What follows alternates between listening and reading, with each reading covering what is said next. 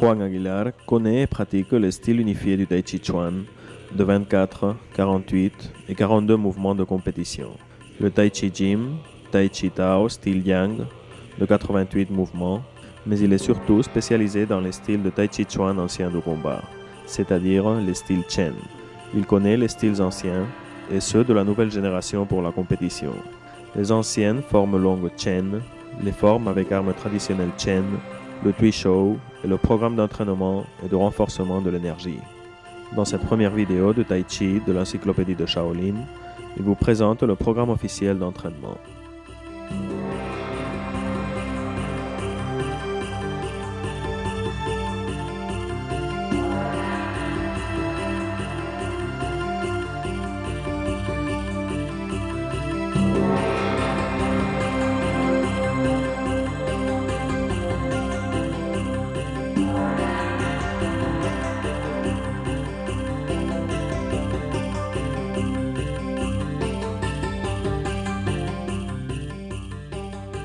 On raconte que la pratique du Tai Chi Chuan remonte à des temps immémoriaux.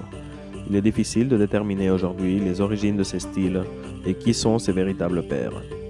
Il existe de nombreuses théories. Certaines ne sont que des récits mystiques ou des explications confuses, tandis que d'autres cherchent leur fondement et leur histoire dans les légendes du peuple chinois. Je ne vais pas les énumérer ici. Je vais me centrer sur une théorie oubliée depuis plusieurs années. D'après elle, nous devons, tout comme pour un 90% des styles de Kung Fu, chercher les origines du Tai Chi Chuan dans la grande puissance et l'explosion des connaissances du temple de Shaolin. Des études réalisées au cours de mes 22 années d'arts martiaux, il ressort que cette théorie est la plus probable. Cette théorie, que j'ose ainsi récupérer, se fonde sur les raisonnements suivants. En premier lieu, faisons remarquer que l'endroit connu comme étant celui des origines des écoles du Tai Chi Chuan ne se trouve qu'à quelques 40 km du temple de Shaolin. Nous ne devons pas, je crois, extrapoler les différences philosophiques et religieuses entre le temple de Shaolin et les taoïstes, à l'art martial qu'ils pratiquent. Le même outil sera inévitablement perçu d'une autre manière, suivant que les observateurs appartiennent à tel ou tel courant de pensée ou philosophie religieuse. Nous ne pouvons pas, dès lors, nous référer aux différences qui existent entre le bouddhisme et le taoïsme pour affirmer que les racines du Tai Chi Chuan ne proviennent pas du temple de Shaolin. Du point de vue technique, le Tai Chi Chuan poursuit le principe de la recherche et du perfectionnement de l'énergie et de son application. Et c'est là exactement l'idée principale que doit suivre tout maître de Shaolin et la base de ce style. N'oublions pas que la conception moderne du Tai Chi Chuan, que possèdent 80% des pratiquants du Tai Chi, a été mondialement répandue grâce à Mao Tse-tung, qui vit dans la pratique du Tai Chi, un outil parfait pour donner à son peuple une gymnastique à la fois simple et spécifique au pays. Il a fondu et redéfini différentes techniques de Tai Chi, générant ainsi un nouveau style de Tai Chi qui s'est implanté dans toute la Chine grâce à la force communiste. Les nouvelles formes étaient dépourvues de la dureté de ses applications martiales, car l'idée du nouveau Tai Chi était de l'implanter dans les entreprises, les hôpitaux, les écoles, pour que le peuple réalise un exercice en collectivité.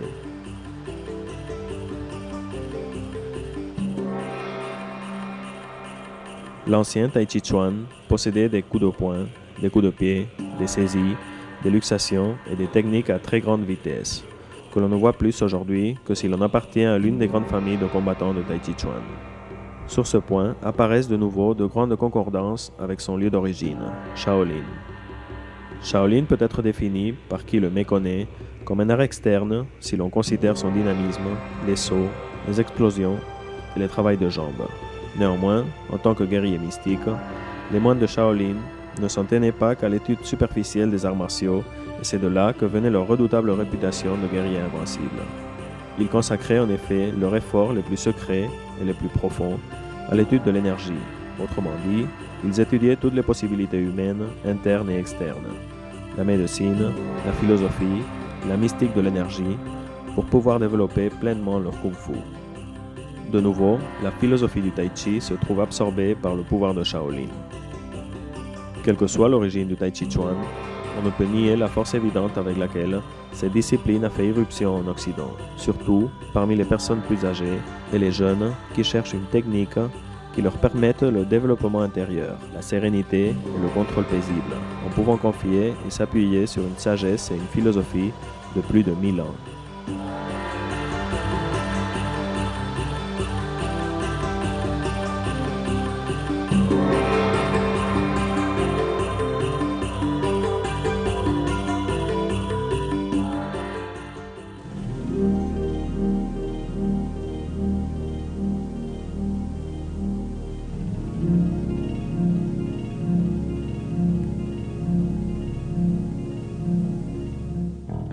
La première forme que je vous présente appartient aux formes unifiées, appelée aussi forme continentale ou style de Pékin.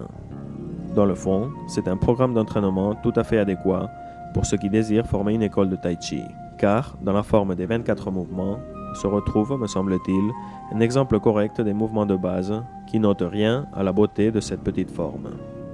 Elle possède en outre des schémas de répétition qui conviennent parfaitement à ceux qui débutent dans cette pratique.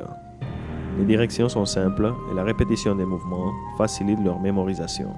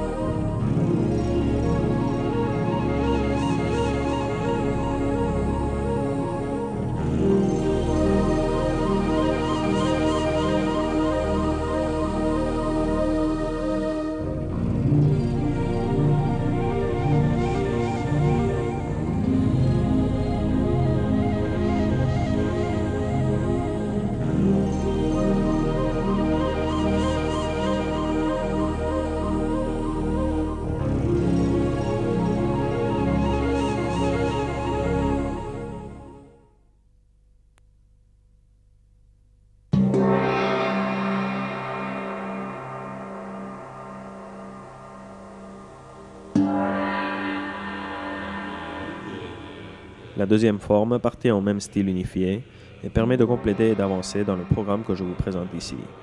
La forme des 48 mouvements possède un déroulement clairement yang, bien que soient introduits certains mouvements du style Wu et d'autres du style Chen, vigoureux et explosif. C'est une forme assez longue. Elle possède de nouveaux mouvements qui permettront aux pratiquants de développer le travail de l'énergie et de la concentration tout en réalisant des tactiques martiales. Elle possède une fluidité parfaitement structurée et une beauté plastique de grande qualité. C'est, me semble-t-il, une forme d'entraînement parfaite et le plat principal de toute école à un niveau avancé.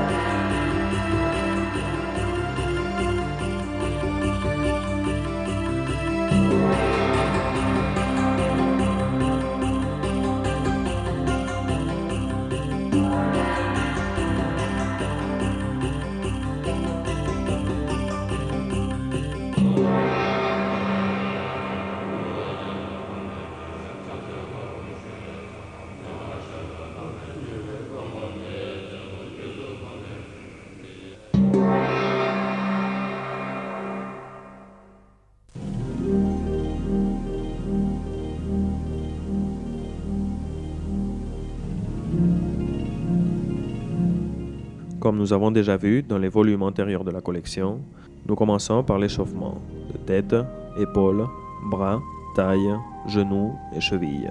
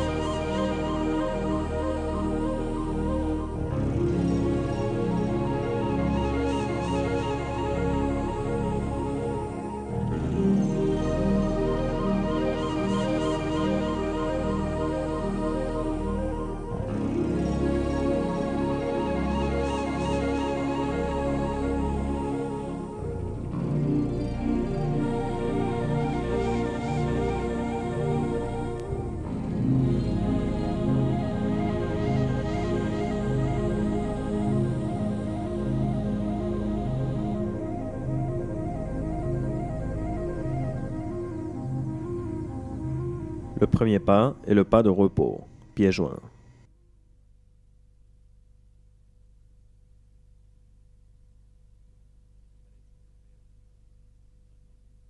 Le deuxième pas est celui d'ouverture ou pas d'attente ou de commencement.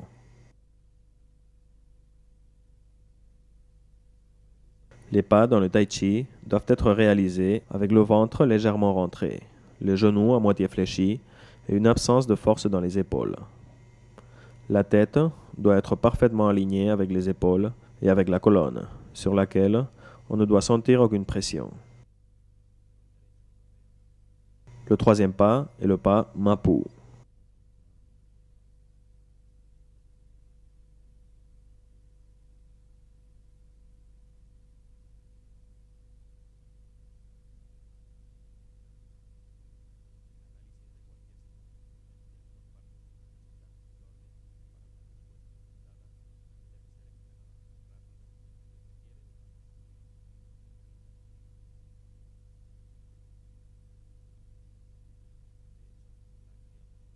Le quatrième pas est le pas Kunbu.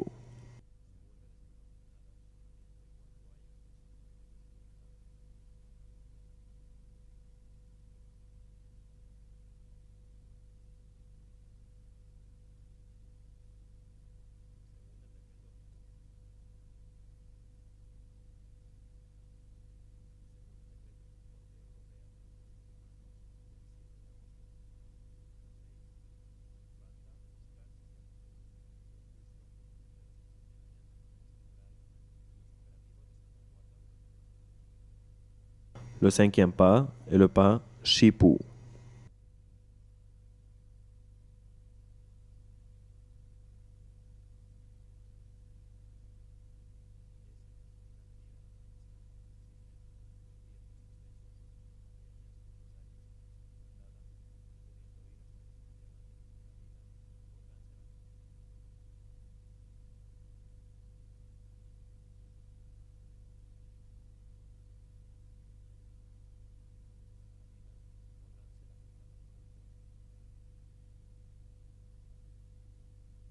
Le sixième pas est Shiepu.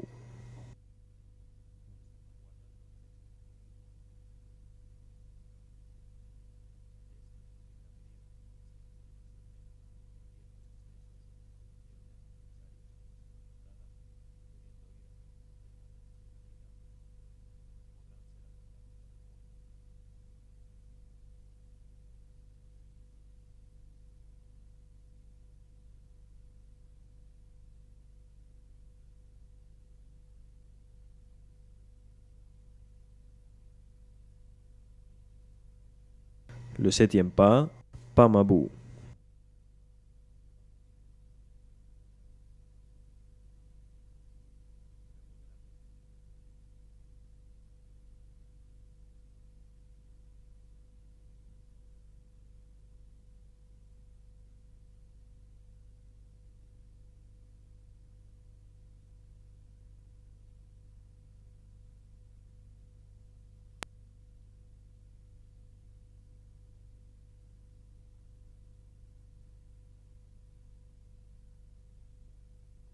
Le huitième pas est le pas Dulibu.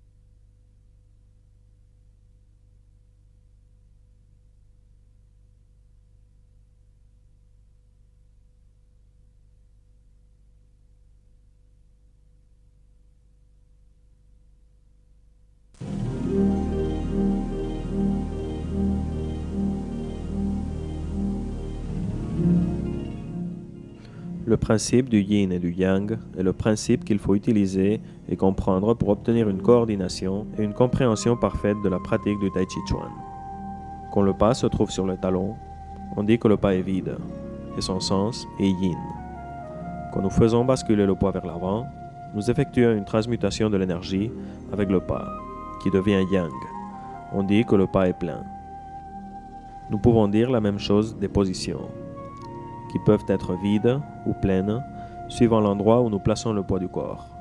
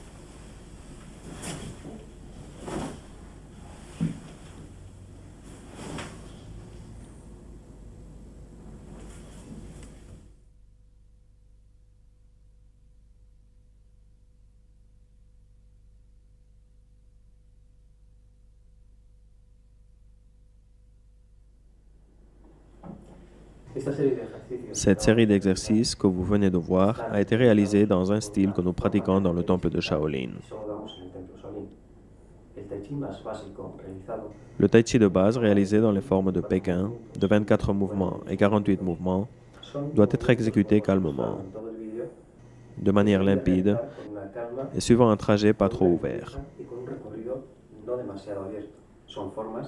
Ce sont des formes qui peuvent être exécutées par des personnes âgées ou ayant des problèmes de genoux et de chevilles.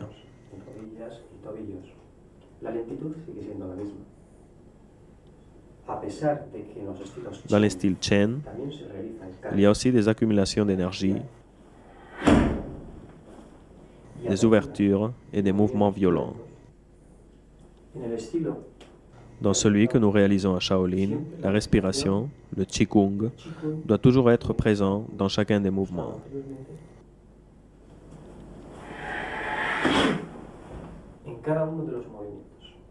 Cette manière d'exécuter le tai chi est beaucoup plus compliquée. Elle exige plus de temps d'étude et une grande maîtrise du travail du Qigong.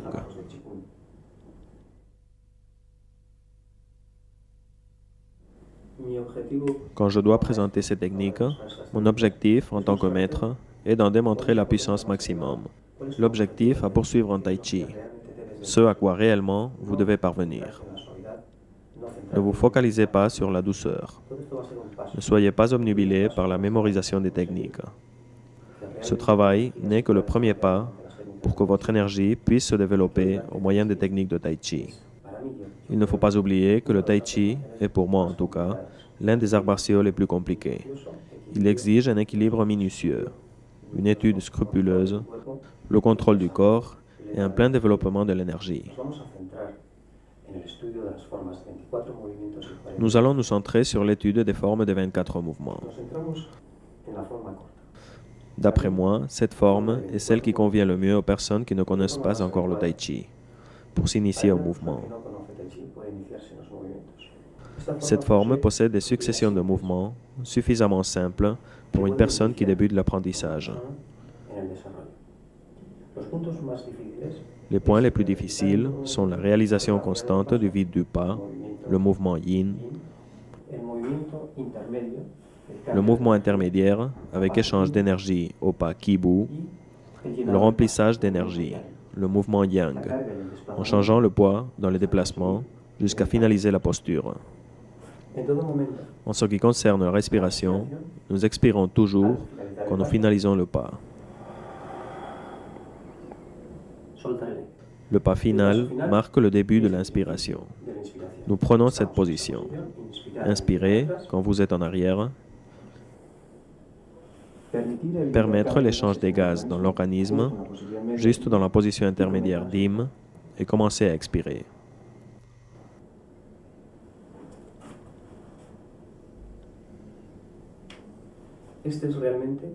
Ce point est le plus important si l'on veut parvenir à ce que l'énergie commence à circuler à l'intérieur du corps.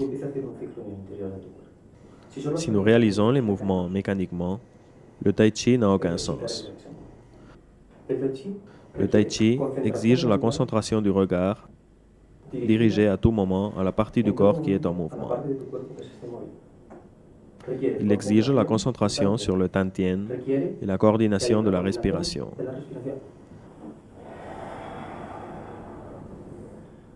Les épaules et la taille doivent être détendues. Il s'agit de faire en sorte que n'interviennent dans chaque mouvement que les muscles strictement nécessaires. Essayez de faire en sorte que l'énergie employée soit minimum. Le tai chi, c'est se déplacer en utilisant le moins d'énergie possible.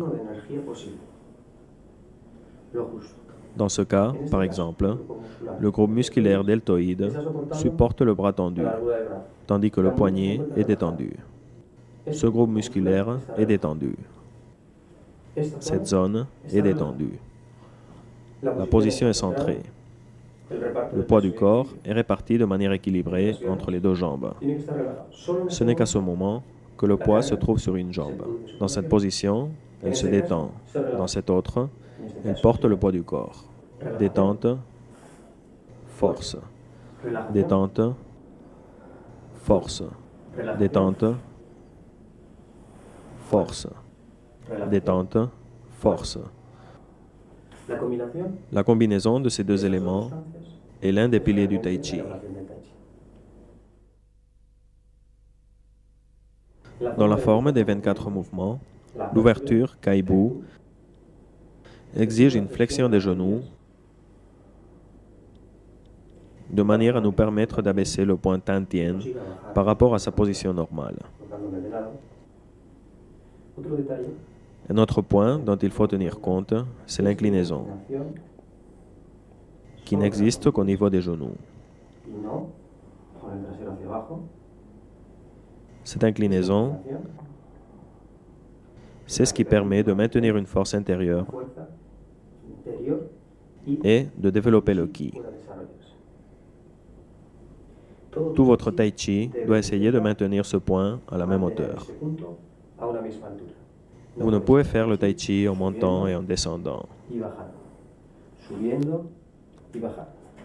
sauf dans les positions d'Ulibu qui requièrent un étirement total. Une fois que vous êtes à cette hauteur,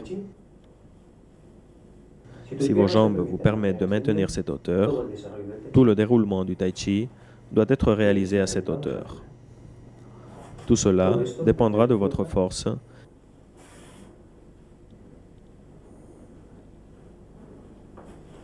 et du contrôle que vous allez acquérir avec la pratique.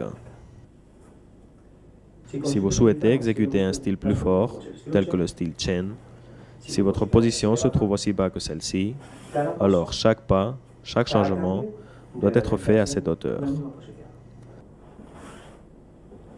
Rien qu'en essayant, vous sentirez la force qu'il est nécessaire d'avoir développée pour réaliser ce style de Tai Chi Chen.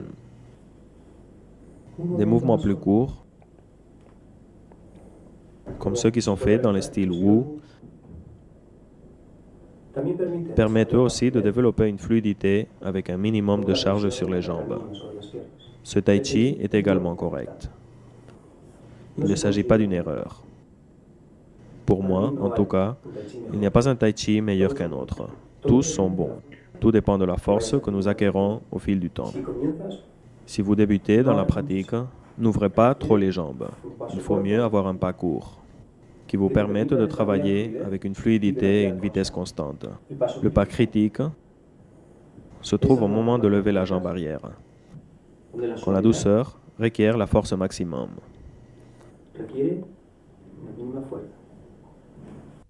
Si vous n'avez pas de puissance dans vos jambes, vous essaierez de les ouvrir et votre Tai Chi manquera de beauté. Une ouverture qui exige de tirer fortement sur les jambes rompt l'énergie du Tai Chi, rompt sa beauté et rompt son harmonie. Avec la pratique, vos jambes vont développer de la puissance et vos muscles et vos tendons vous permettront une plus grande ouverture. Ce sera alors le moment de pratiquer un Tai Chi plus dur et d'essayer de l'exécuter tel que nous le faisons dans le temple de Shaolin. La forme des 24 mouvements ne possède pas trop de difficultés. Elle possède une structure très simple. Ce sont des répétitions des mêmes pas, ce qui permet à l'étudiant de les mémoriser facilement. Il a aussi suffisamment de vitesse, de plasticité et de techniques distinctes pour n'être pas seulement une forme de base. Je crois, tout comme mon maître, qu'il s'agit de la forme parfaite pour débuter. La forme des 48 mouvements possède des mouvements explosifs, tels que lever les jambes, contenir les poings et les lancer. Cette forme est clairement imprégnée des mouvements du style Chen. Il ne s'agit pas seulement de 2 fois plus de mouvements. Je pense que la difficulté est 3 fois plus grande, ainsi que sa beauté. Avec la forme des 48 mouvements, vous allez trouver un outil parfait pour développer votre Tai Chi durant toute votre vie. Nous allons parler maintenant d'un autre aspect fondamental. La position détendue des mains sur les hanches ne requiert pas seulement un déplacement linéal. Votre tête, votre tronc, votre ceinture doivent évoluer indépendamment de vos jambes. Les jambes sont yang, le corps est yin. Les jambes possèdent la force, le corps repose dessus. Le regard, le cou, la langue, les dents du haut doivent être totalement alignés et n'effectuer aucun mouvement.